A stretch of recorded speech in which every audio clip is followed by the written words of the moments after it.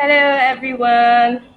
I hope you can hear me. Beautiful people, welcome to Real Teachers Talk. And I have my amazing co-host, Miss Anna. Hello, Miss Anna. It's good to see you. Hi, good to see you too, Listening. And we also have someone special, a very special teacher. Oh, I think I get to forget um, you know, how to say or how to pronounce your name, but I'm going to say It's it anyways. it's Anchal. Oh, Ancho, yeah. So we have an amazing teacher here, a special guest teacher, Miss Ancho.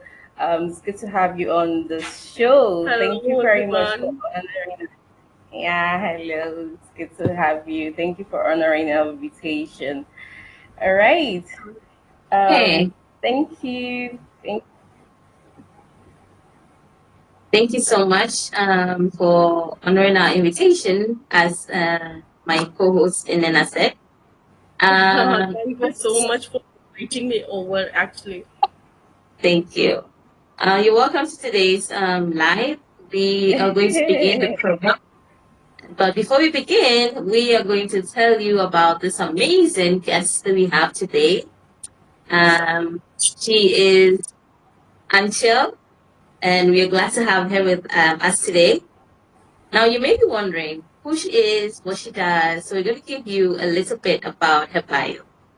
Now, Antel is a dedicated trainer who specializes in delivering captivating English lessons for students. Now, these learners are really enthused to study with her because she gives them what they need and how they need to speak English appropriately and proficiently. So Ancho's role goes beyond being just a teacher. She becomes a partner in helping your child's overall success. She's dedicated, a professional who understands how foundational education is crucial to children's overall development. So we're honored to be before an amazing presence like her. So thank you so much and welcome to today's program. Thank you, thank you. Let's give her a round of applause for joining today's program. thank you so much. That's amazing. That's amazing. All right, thank you, Miss Anna. Um, I'm so glad to have Miss Anchal here. She looks beautiful, very Thank you. beautiful teacher.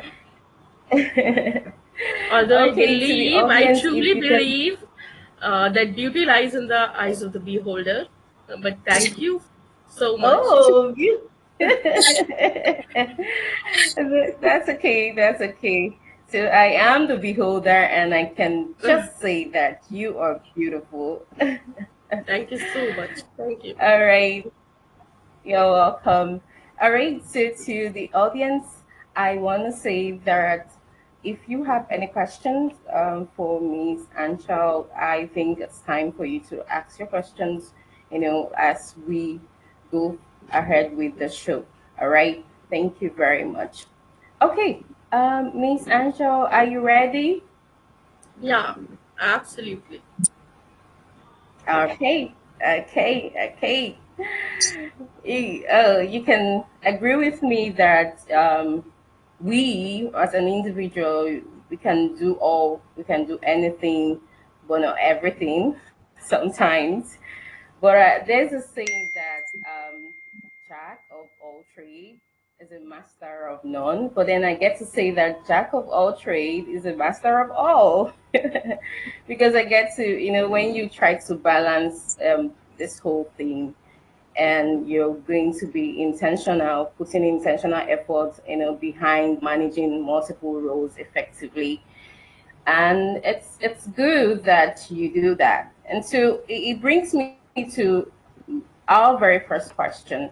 And that question it goes this way. Looking at your profile, it mentions that you are an educator, you're a digital marketer, a writer, and proofreader. How do you juggle all of these different roles? Juggling between different roles has never been a problem for Indian women, as we are born to do that. But yes, professionally, it's a bit overwhelming. But the thing is, when you love the task you're doing, it really doesn't feel burdensome, and every effort you make seems worth it. So back then in 2008, when I did my MBA, there was a huge recession at that time, and there was shortage of jobs. So we have to compromise with our job choices and salaries. I joined a publishing firm that then, which was into publishing the MBA handbooks. So I worked as a proofreader there because that was my recent subjects at that time. So after my daughter was born and she started going to school, I started my journey as a content writer. And since I have joined Bambino's Turtle Life, nothing seems more fulfilling than that. Because now I can be an educator, I can be a content writer and proofreader at the same time. I can write about my experience that I have in my classes, about the curriculum we offer to young learners, and about the strategies we follow, with the young kids, with the kids. So, and of course, it's all about your family support that matters a lot. But you can say I'm a bit blessed here because I have a very understanding and supportive life partner, and above all, my 11-year-old daughter's support. As in between the classes, when I am a bit tired with back-to-back sessions, she's always on her toes when I need something, so that a family support also makes working easier.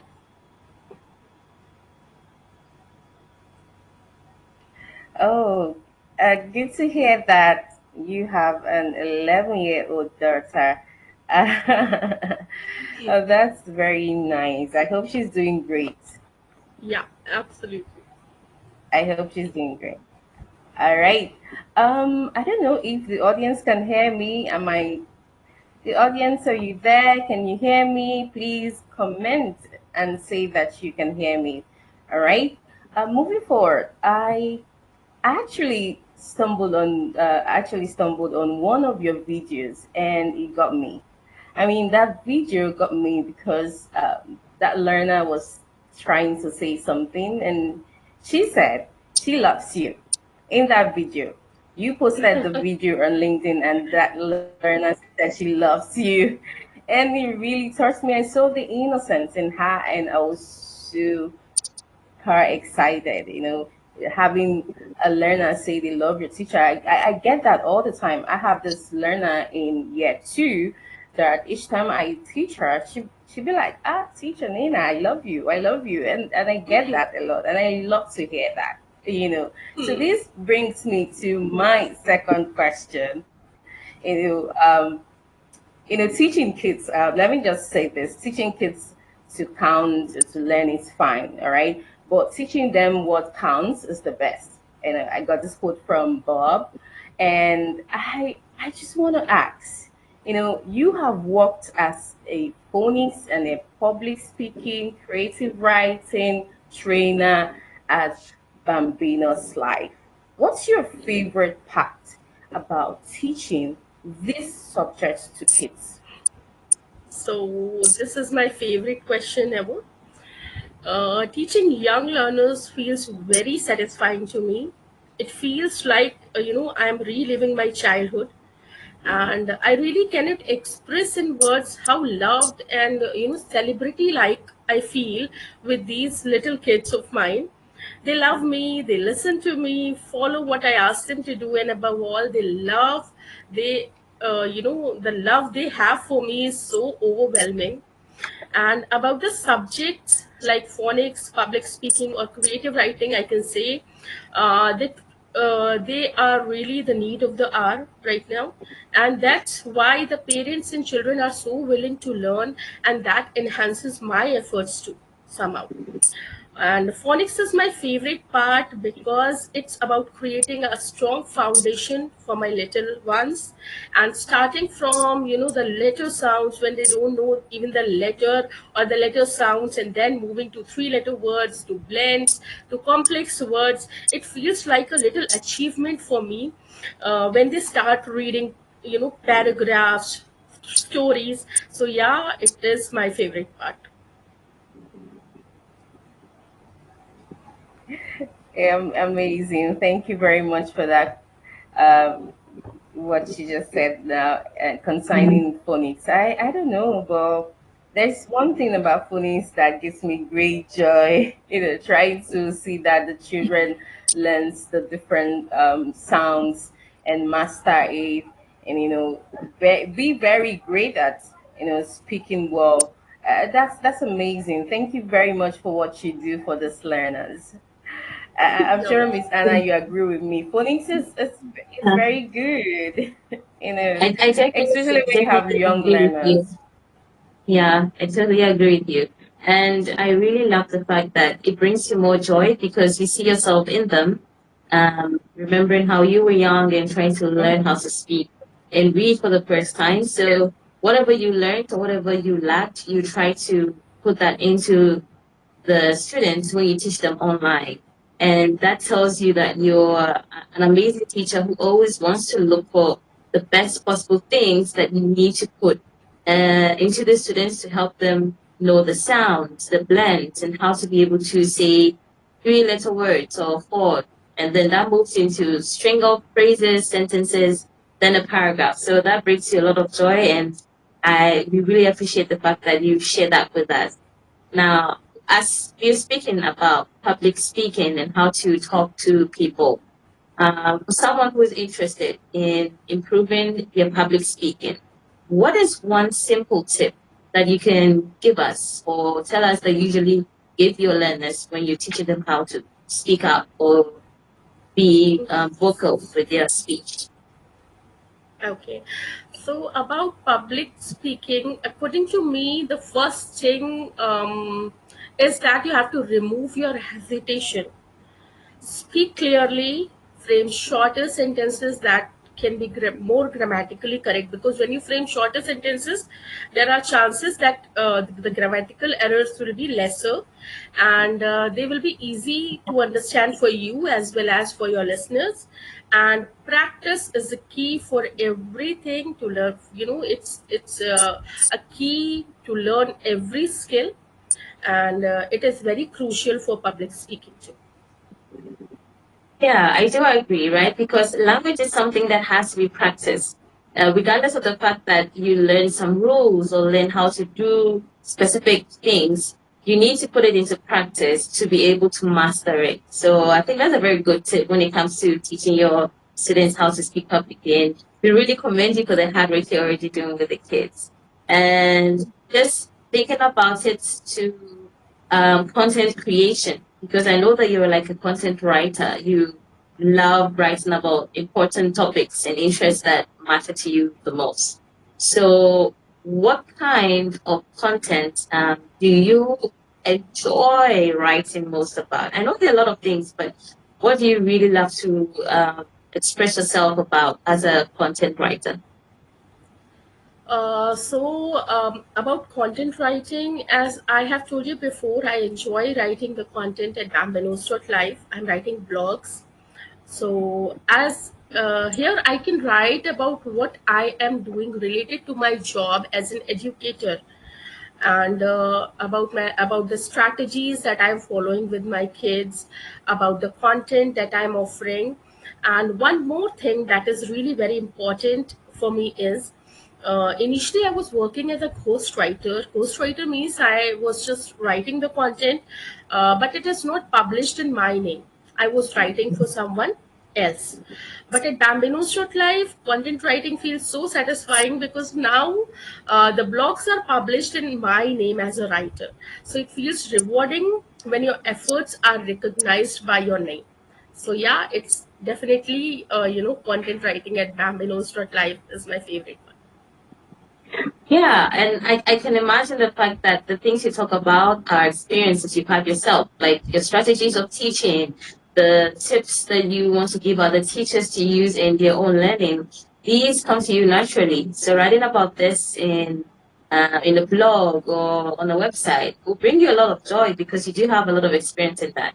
Yeah. And I also do share some strategies here and there. So I really resonate with you when it comes to those specific things in terms of strategies that teachers can use to build students' confidence in the classroom.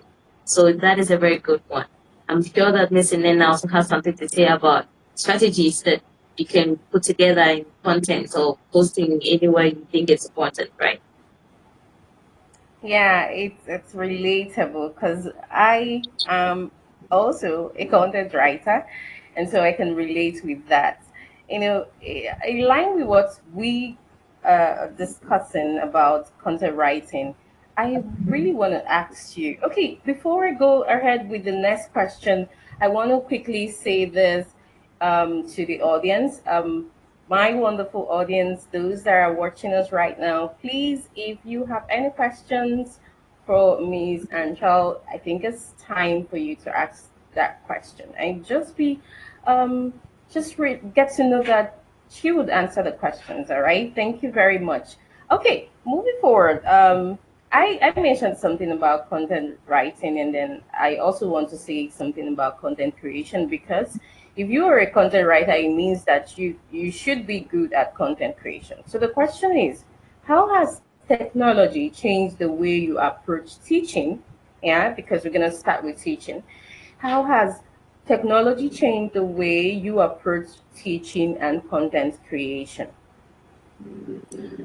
So, according to me, technology has always had a positive impact on both professions when used positively.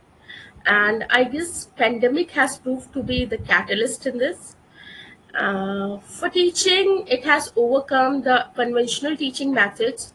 With use of technology, the classes have become more interactive and engaging for kids with various videos and online games now. These classes facilitates the practical learning rather than the theoretical one, as we were having before. And most importantly, kids enjoy these, and these have added, to their interest and willingness to learn. Okay, and about the online classes that I am offering right now, I can say understanding the needs of specific child and providing the customized solution have become easier, which resulted in satisfaction at both the ends. We can create strategies with the help of online, resources, and discuss more about them with our fellow educators around the world with the help of technology.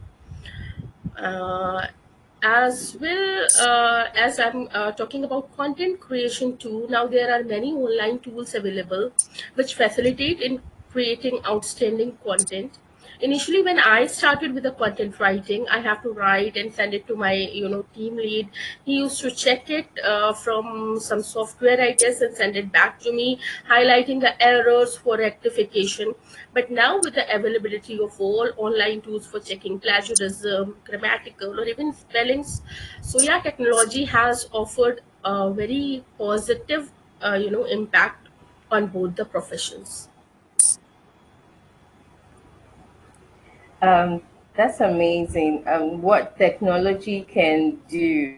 Technology will not replace great teachers, but technology is the hands of great teachers, and it can transform, the way we teach and all of that. And you are a freelancer, right? This question is particularly for you as a freelancer. What's one piece of advice you did give to someone just starting the career as a freelancer? So freelancing is, usually mistaken because freelancing is thought to be working at your own comfort. But I guess hard work Mhm. is the key to success in everything. But being a freelancer comes with its own share of issues. So the suggestions that I want to give with that I have faced being a freelancer are that Be vigilant when you start working with a client or a company. Be sure with the contract and the other paperwork so that you may receive payments for your hard work without any fail or delay. Second thing, without a traditional working environment, you may get distracted easily with your personal responsibilities and all. So, yeah, work on that and don't get distracted. And the last thing that I want to say, with uncertain working hours, don't overwork, which may result in non fulfilling of your commitments, or you may also get health issues because of them. Mm. Thank you very much for that piece of advice or the piece of advice. When we talk about freelancing, a lot of persons don't know what's involved, and you have successfully get to break down all this and made it possible for a lot of persons out there to know what freelancing is, and those who are actually, thinking about starting a career in freelancing. And when we talk about this, I would say that one should just start before you're ready. Don't get to think about preparing. Just do something, just start. And it encourages boldness. So whatever you're doing, just be bold and take yourself that, all right, I can do this.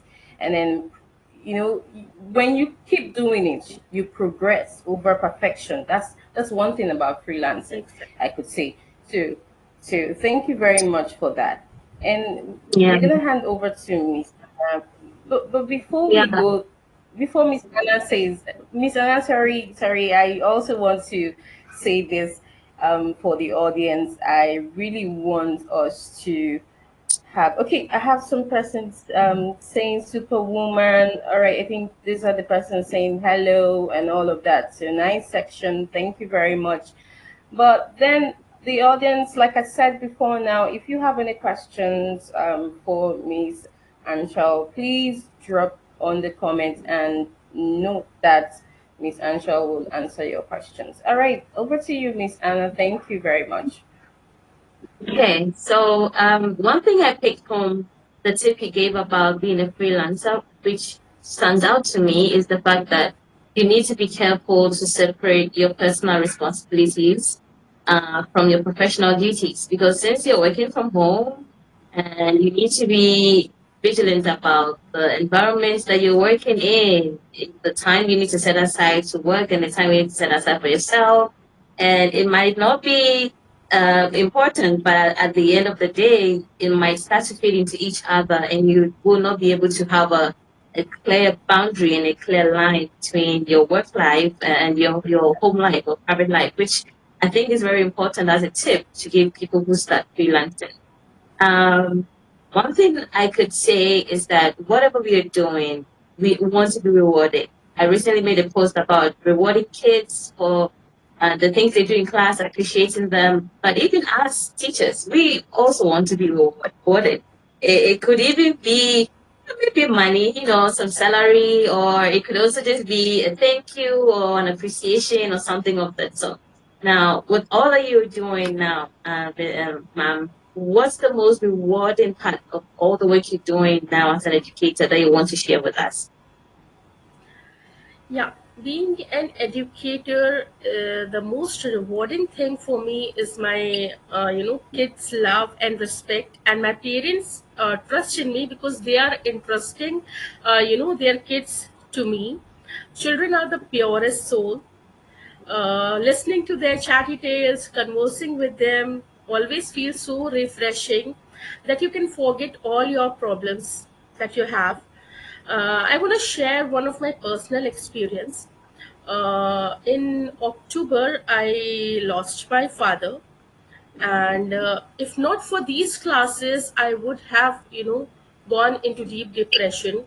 I joined classes after 1 week of the incident, and then these classes with my little ones helped me to cope up with my sorrow, and chatting with them brought smile to my face when sometimes I was not willing to smile at all, and listening to their, the things they want to tell about their experience, about their friends, about their school. So it really brought smile to my face, and I was able to cope up with that situation with the help of these classes. So yes, I can say it is the most rewarding profession. Wow, that's amazing.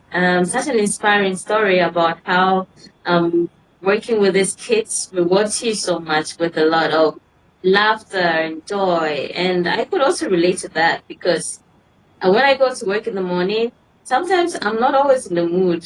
You wake up probably grumpy, you have to wake up so early.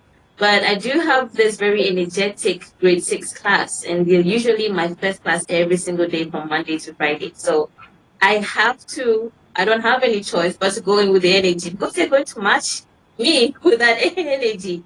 So I don't Yes. have the time to be sad or Mm-hmm. depressed because the moment I get into the class, they just start with a very so then I also have to automatically, transform Yeah. myself into this happy person that I'm trying to cope with. So I do appreciate you sharing that personal experience and the fact that those Yeah. sessions brought you so much joy and was really rewarding. We're really happy that you find so much joy in that. At the moment, there's a question in the audience from Miss Shalon. She's asking something very interesting. So I would like to give that question to you so you can think about it. She says, do you think that TikTok is becoming a serious tech tool for educational influence globally? And how can beginner teachers like her use it to inspire and educate without losing their authenticity online? TikTok mainly.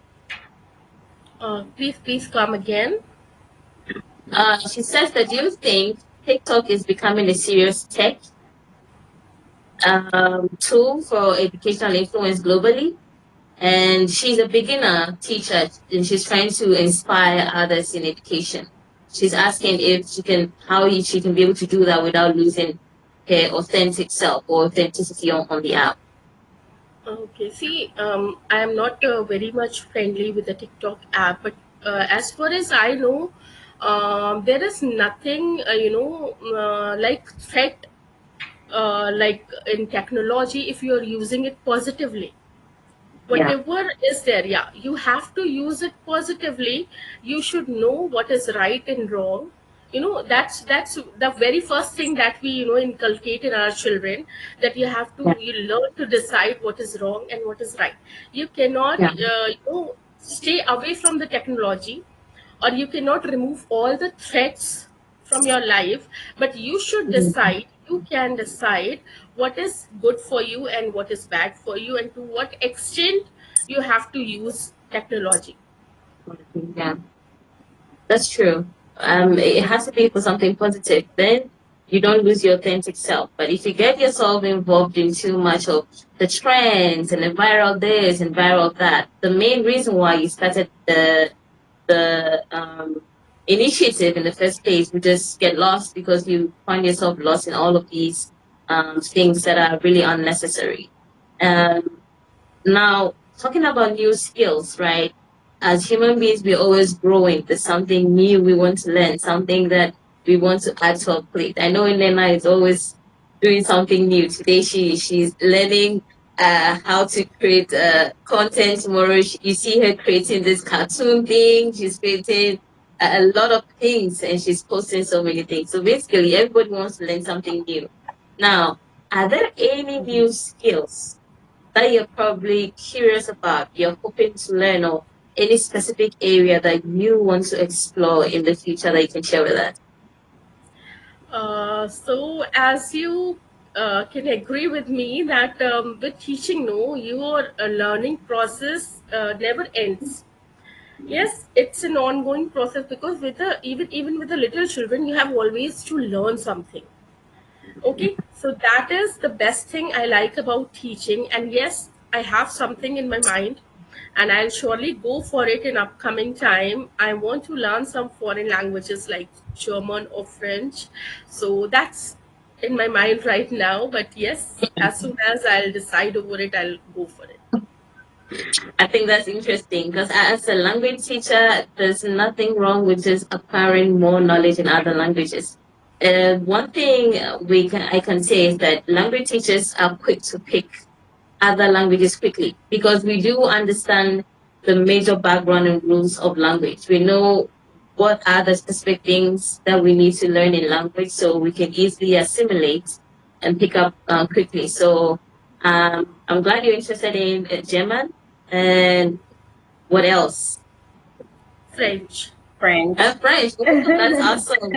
I speak just a little bit of French, but I'm interested in learning a lot of some of the Asian languages. So currently I'm learning Bahasa Indonesia, which is a language in Indonesia. But I'm curious about Chinese and Korea. I really want to learn these two languages so well, so I can just yap it about when I see people. So I really love the goal and the new skill that you want to and master. I'm not too sure if Inena has some of the languages she also wants to learn too. She can share with us. Yes, I want to learn French. I have been longing for that. Oh, I actually started a French class. I think there was January, and after some time I stopped because I had a lot to do. But Yeah. I have thought about French, and I'm gonna take French classes. Maybe go for a diploma in French. That's what I've been thinking. I just love French. I love to learn. I love to learn new things. You know, learning is a lifelong journey. So if you Yeah. find yourself in a position where you need to learn something, go ahead, learn anything. And that's amazing. Thank you very much for sharing that with us, ma'am. I would also want to talk about you know before I go ahead with the next question, I want to also talk to the audience in case they have any questions they can drop, and then be sure that the questions are answered. All right, moving on to the next question. I know that you have a lot to do, responsibility here and there. You also, I want to know behind the scene of what you do as a professional, as a multi-passionate professional, because you do a lot. So I really want to know, what is a typical day like for you? Managing all of this different responsibility. What is it like? What's a typical day like for you? So usually I follow a set plan for the day. My classes are all scheduled. I need to manage my time for my personal tasks, household chores, and for my family, like teaching my daughter or preparing something good for her if she asks. So when something unexpected happens, like I have to attend to a function or a party or a get together or some guests is arriving, then I prioritize my tasks accordingly beforehand. And yes, being having a supportive family comes with its fair share of advantages. So yes, with the help of my husband's support and my daughter's support, I just used to manage my time accordingly. Oh, okay. I think I want to say something. I know it's not easy, being a mother, having to juggle between housework and your own work as a content writer, as a proofreader, all of that. Having to do it, and it's good that you have a supportive husband. I can imagine how one in this generation would just get married, and then your husband does not help you be supportive. I don't want to hear that. Sometimes when I hear it, I'm like, oh my god, this is crazy. And just recently, I saw a post where someone was talking about getting married to a kind person, and I know that when you talk about kindness, you talk about someone who is also supportive. Now imagine if you don't have such person. It doesn't make sense. You're gonna get overwhelmed and a lot of things and get stressed out and all of that, and it's too bad. it's amazing that you have your daughter supporting you and you have your husband supporting you, and that's amazing. All right. Still in what talking about outside work and all of that. What are some of your hobbies or interests? I like to sing. I like to paint. These hobbies really are, my stress busters. Whenever I'm having time, I used to do that to, remove my stress. And also I used to watch some Chinese and Korean dramas. I like to read online novels. And I also, one thing that is, that is in my mind, and I'm having very strong emotions about it, is that I want to open, or I want to be associated with an NGO that works for women empowerment. And I'm really very sensitive about this issue. Mm, okay. You did mention that you love to sing, right? And I want to ask because I usually tell my learners that I love to sing too. Can we sing about this? Can we sing about that? What are the go-to ESL songs for you as an ESL teacher? Um, ESL songs Because I like, used to, if yes, you're please. happy and you know it, happy and all of that, all the Yeah, songs that actually, we can. yeah, my favorite one is, I like, we are having an elephant song, no?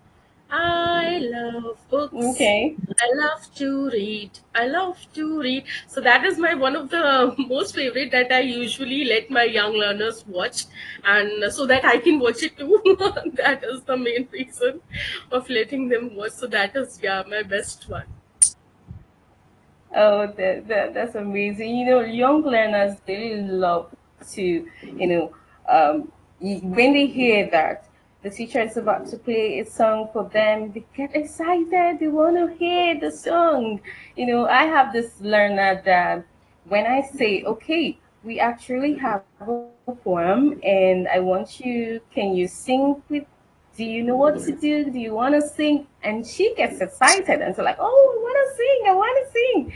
And so the song is it's amazing how we bring in songs to our teaching, especially the ESL teachers, bringing in songs to teaching. It goes a long way and it helps to learn us to help them get engaged and all of that. Thank you very much for sharing that with us. Thank you. Over to you, Miss Anna. Okay, so to the listeners, to the viewers, we would appreciate if you have any questions for Ms. Anchel.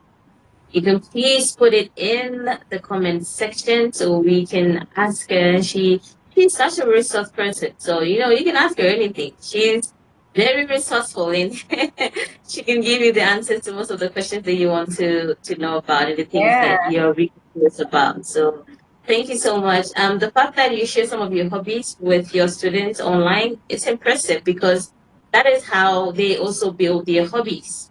So from maybe your ESL singing and your interactions with them, they also get to know that, oh, I love to sing or I love to say a poem. I like to do this. So at a young age, they start to develop some lights and passion to some interests. And they might also like to share that with their parents. That is how we can also build like character at a young age. So it's not just about learning all the time. You also need to learn some things about leisure and just having fun and then going through the flow. So I think it's impressive that you add that to your lesson. So it's not always too, rigid. You're still kids and need to enjoy it in a fun way. And that's quite impressive. Now, there are a lot of misconceptions. So many misconceptions that people have. What's one misconception that people might have about working as a freelance writer or educator? Some people do not like that section because they have a lot of misconceptions. Can you share some of these misconceptions with us and can you just debunk them and explain to us what exactly it is? Hmm. Yes, so regarding my experience, I feel that people often think working from home as a freelancer means we can do anything and everything, such as managing household chores, attending to guests. Additionally, you can get rest and be in your comfort space, but it is not so. We have to work with responsibility without a traditional working environment, without an office setup. We have to be at home, and that is more hectic. I feel we have to be accountable for delays, non fulfillment of commitments. So we have to follow a strict guidelines for work and prioritize the task accordingly. But at the end of the day, again, I will say it's all your family support that matters. I think that's the biggest part and the most important thing. I love the fact that you mentioned that there are so many things that rather come when it comes to freelancing. It's not just it's a freelancer, but it's not as free as it seems because you cannot just do anything. You still need to have guidelines because you need to deliver at a specific timeline. You have some deadlines and things that you have to complete. So you cannot just be at home, lazing around, resting, doing just Uh-huh. about anything because you think you're working on your own time. That is one thing that I know a lot of people think freelancing looks like, but it's much more than just having your own time and being free with whatever you can do. Now, there is one thing about the things we do. We learn so much, and we might have like a message to share or to give somebody. Now, let's say that at the end of this interview, you have a message that you want to give your followers or people that connect with you on LinkedIn about anything that you do or anything that you're passionate about. What is one message that you like to give people out there? So, one message that I want to give is always work hard, earn money, but never compromise with your family time. Manage time effectively to fulfill all your roles well. Everyone has problems, but don't just keep thinking about them. Try to find solutions. It will make your life easier. That's it. All right, that's impressive. So, biggest thing is not to compromise family time, regardless of the fact that you're working from home and you have a lot to do. Doesn't mean that you can also forget the family and compromise the precious time you have with like your kids or your spouse and things like that. That's a very good message, and thank you so much for sharing that with us. Yeah, I'm not sure if Miss Nina has something else to add to that. Okay, thank you very much. So, when you talk about this, we talk about the importance of, the resting and joy outside productivity. And that's amazing. And thank you very much for that. I really want to ask a question regarding where you work. That's the Bambina's life.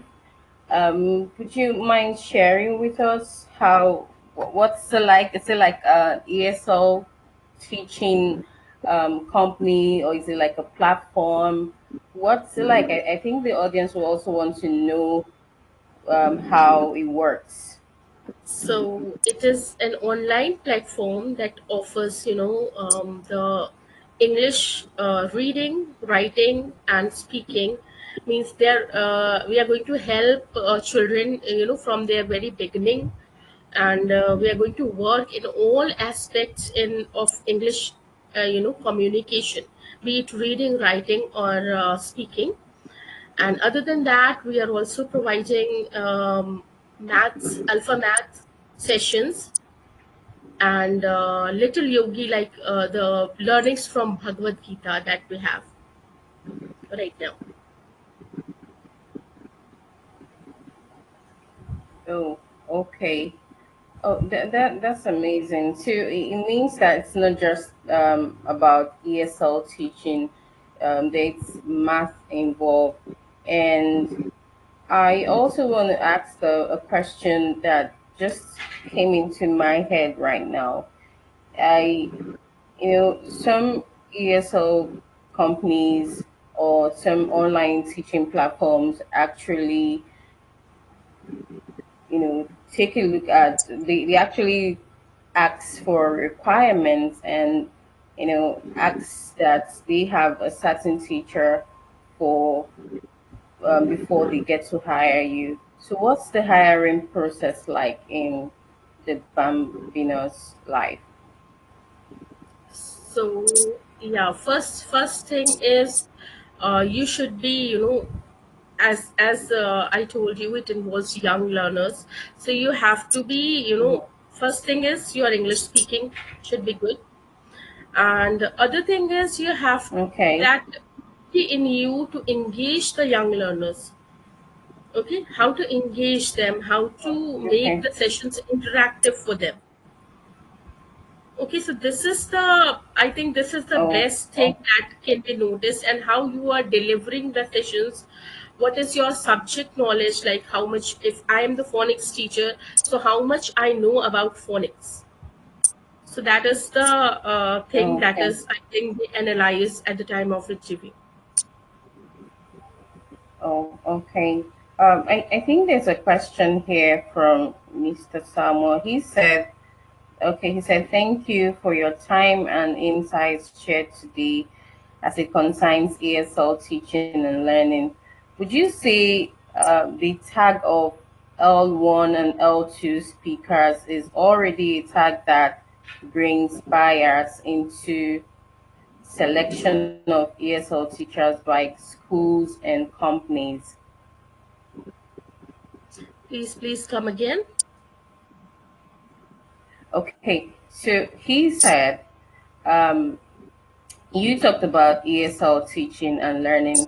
Would you say that the tag of L1 and L2 speakers is already a tag that brings bias into the selection of ESL teachers by schools and companies? So, like, if you are you asking, like the teacher who are going to, the school for teaching, how they are different from the online, how they are delivering the things online? I I think think it he's is, yeah, actually about asking. the language proficiency. Some teachers are L1 speakers, they're native speakers, and Yeah, then some teachers are L2, which is non-native. If native you say that speakers. the tag of Your being a voice, your native voice. Mm-hmm. speaker and non-native speaker, does it like create a bias when the companies want to hire teachers because they're looking for somebody who's like a native speaker or a non-native speaker, an L1 tutor, an L2 tutor? That is what he's asking, because like an imbalance between the quality of teachers that they bring on board to teach the kids. I don't think that can be, negativity in that, in those things, because the best thing that you have is the subject knowledge, how you are delivering. That's, I said before, how you are delivering your sessions matters the most. How you are interacting with the child. It doesn't matter if you are a native speaker or not. So whatever, according to me, I feel that, you should have a strong subject knowledge of whatever you are delivering, and the next thing, I really trust on how you are interacting with the young learners. Yeah. I also do agree. I mean, the fact that you are either a native or non-native doesn't make it impossible for you to teach.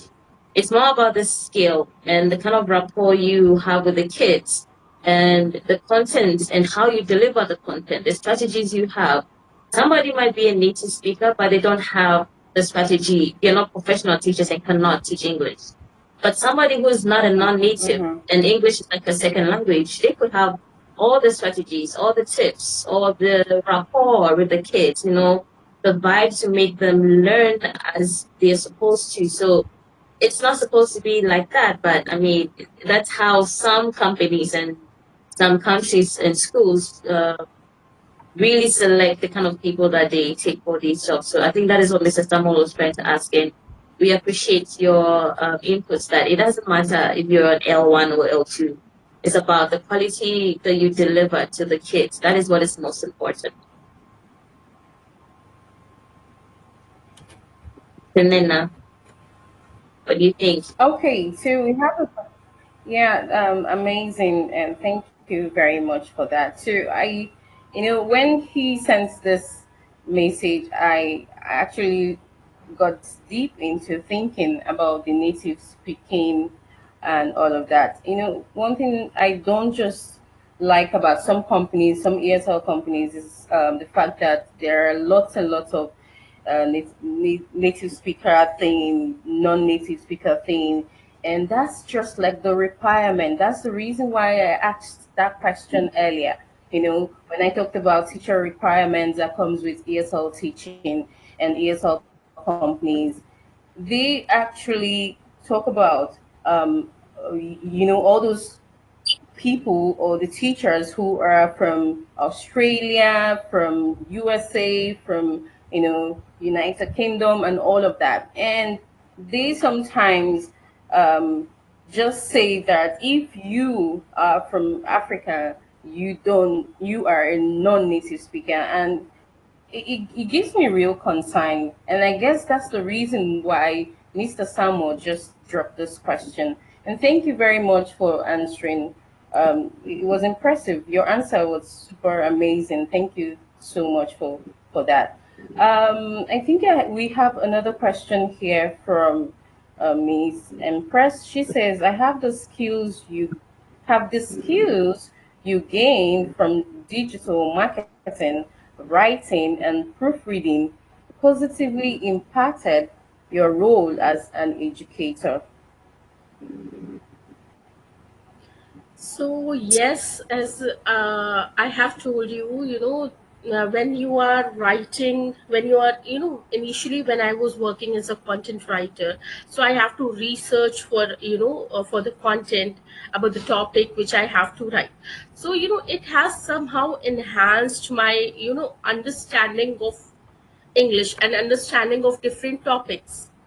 I have explored so many topics while writing that it has enhanced, and I come across with new words, new topics, new things. So yes, it has being I have learned so much while writing the content, and proofreading again comes with like whatever you have written you have to read again, and when you proofread it, I'm certain you'll be whatever you are writing, I'm certain if you are proofreading it, again you'll be finding some mistakes in your own writing too. So yes, it has really helped me in being educator. I am more confident about talking about like you talked about technology. So if i have I haven't written about, I haven't researched about the technology thing or something, so I am more aware of the things right now, and which I am see certain some in some of my classes children usually ask about some random questions, like I'm having this competition at school and I have to deliver this, I have to speak about this topic. So we have to be aware of the things to I cannot I cannot say them that wait, I will tell you tomorrow. So I have to be on my toes. I have to know certain things to tell them promptly. So this is the thing where content writing has helped me a lot.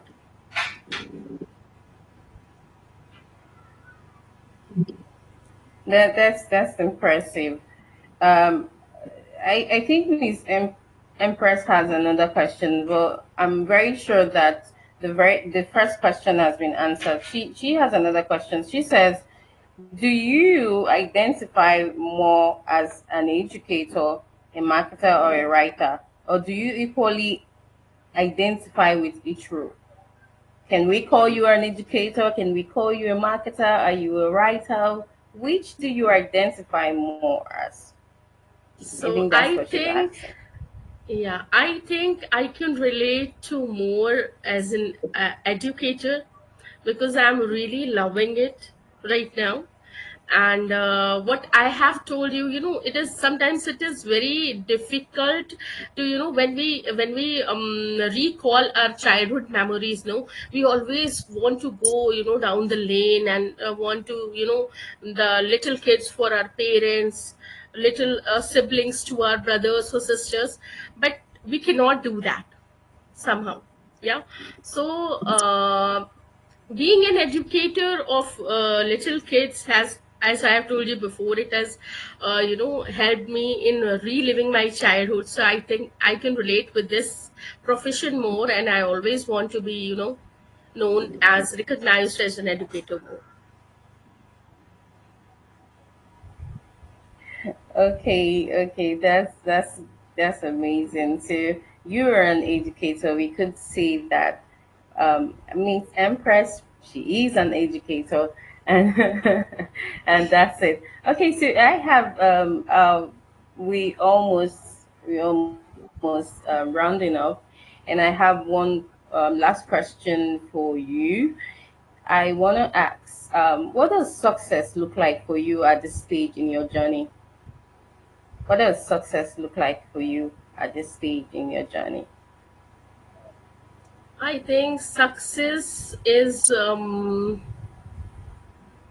achieving what you are willing to, whatever you are doing, you are giving your 100% in that, and you are recognized. Like for now, I feel successful when, I told you before, one of my child starts reading stories, so I feel that I have achieved something, and I am successful as an educator. Mm-hmm. So whatever I'm, whatever Mm-hmm. I'm delivering, when I'm getting a result of it, I feel successful. Even if it is a tiny bit of a paragraph he is reading, or if he is able to read a sentence, even I feel myself fulfilled as an educator. So that is what success means to me. Mm. I cannot, always That think of a bigger picture, that's but amazing. with The okay, go ahead. Sorry, go ahead. yeah, I cannot always think that success is something bigger, or I have to work very hard to reach that goal. But we can find success in small small things, like what whenever your child is giving you a positive result, Mm-hmm. he is he is able to do what he was not able to do when he joined, but now he is he is on that stage. So that is success to me. I feel really achieved, that I have achieved something, because my child has achieved that. So I feel successful as an Mm, educator okay. there. All right. Yeah. All right. Very Success. good Success. one. Success is not. Yeah.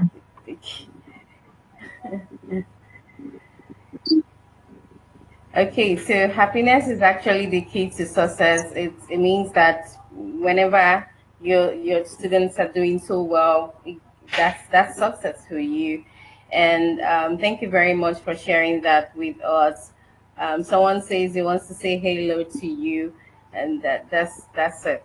All right, Thank so you. we have come to the end of the show because I think, okay, Miss Empress said that her first question has been answered. I guess all the questions have been answered. And we want to say thank you to Miss Anchel for, uh, okay, Miss Empress says that's a lovely response, Miss Anchel. All right, thank you very much, Miss Empress. I want to Thank say you. thank you, Miss Anchel, for coming to the show. It's an honor to Thank have you. you. Thank you very much. Thank you so much for inviting me over. And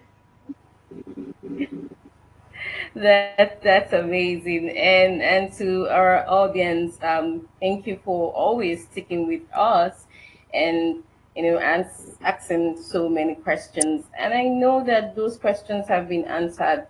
It's Yeah. I think that you are the ones, you're the real MVPs, and you've always been there for us on the show. And we hope that you will be on the same show with us when we have episode 8. Thank you very much for thank you. All right, someone is saying lovely section. I think that's a friend. All right, thank you very much, everyone. Thank you, the audience, and My humble self is saying thank you to my wonderful co-host, Miss Anna. Thank you for an amazing section. All right, we have someone else saying very insightful section. Thank you. Thank Special thanks you. to Miss Anna and Nena. Thank you very much for hosting us. All right, thank you. Thank you, That's Samuel. amazing. Thank thank you. All right. Until next time. See you guys for episode 8. All right. Yeah. And Mm. bye.